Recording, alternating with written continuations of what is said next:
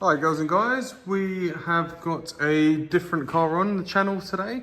So we've got the VW Passat W8 in. Now, apparently these things are quite rare. I've never seen one before.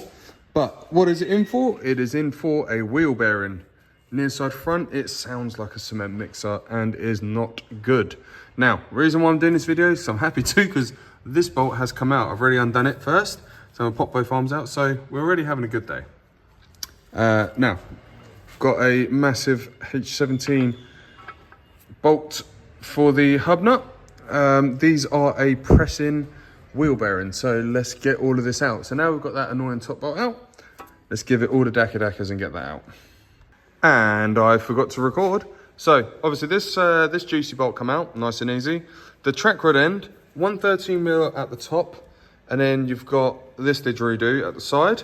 16mm for that bolt, and then once you've got that out, so once you've got these two out, I just had to knock one from the bottom and that one popped out fairly easily. Didn't even need to open these up, which is good. So now I'm in the stage of where the drive shaft's out and this is the noise the wheel bearing's making.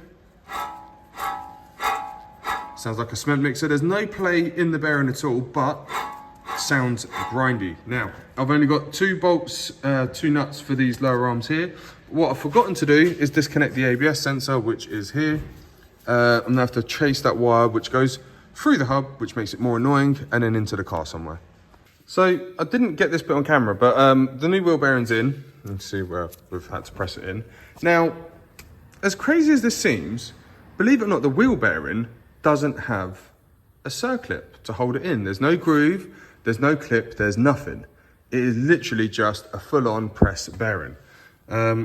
So I made sure it's pressed in, but then I'm also thinking, because it bolts through here and through here, I don't know, I've never seen a wheel bearing that doesn't need a circlip to hold it in. It's a first for me. So if you're doing it, and you think, where does the circlip go? It doesn't.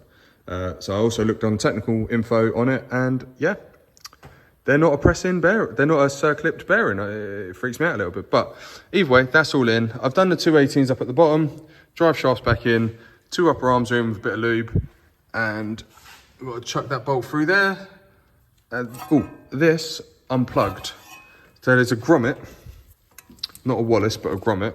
That grommet goes there, and undo it, pull it out, and you've got two connectors, red and black, can't go wrong. Very important to put that in. I'm gonna do that now before we forget. Something that's good to know with this, when you put this through, there is obviously cylindrical, but there's a flat edge for the bolt to go through. Now, when I tried to put it through a minute ago, it wouldn't go in. Then on the top, you've got a big Allen key, hold on. You've got a big Allen key hole for it, there.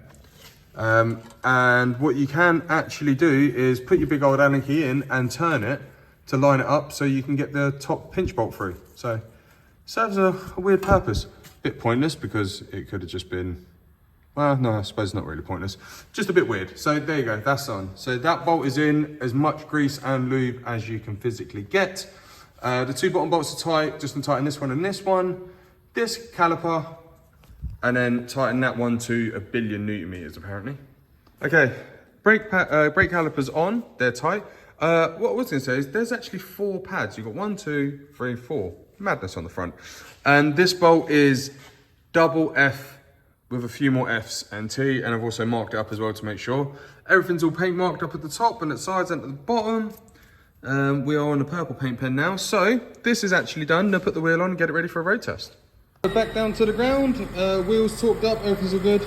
It should have been done before, but we also replaced the fan as well because one of the bearings in the fans had gone and it sounded like a Harrier jet taking off. Now, let's give it a quick little road test, make sure everything's all okay. Okay, so been for a nice little road test. It doesn't sound like a cement mixer in the front left. One way to diagnose if you have a wheel bearing, if you can hear like a rumbling, turn it one way, turn it the other. If the noise goes away and increases, depending on which direction, is normally that wheel bearing that's faulty. Now, this job is all done. There's one thing that's baffling me. A W8 engine. Never seen one. Looking at under the bonnet in this, and I was looking, it looks like a V. Okay, so I've Googled it, and I still can't see how it's a W8. And I'm trying to make it make sense, but I just can't. So can anyone explain to me how this particular W8 works? Because, well, not how it works, I know how a bloody engine works, but what I'm saying is how this engine schematical diagram of a W8, because it's one cylinder, well, one block with 4 holes that are all, like, you've got 1, 2, 3, 4, they're staggered from each other. But when you look at the side profile of the engine, it's a V. And I was talking to my MOT tester, Aaron, and we both can't make it make sense. So can someone please explain to me how a W8 is not just a V8, which it looks like. Sounds very, very good though. Give it to it on the sound, very, very raspberry. So thank you for watching the video. I look forward to getting abused in the comments about how I don't know what a W8 is supposed to be, or whatever it is. Well, I'll find out soon. But yeah, Google it, W8. But yeah, thanks for watching the video. Like and subscribe, and I'll see you in the next one. Thank you.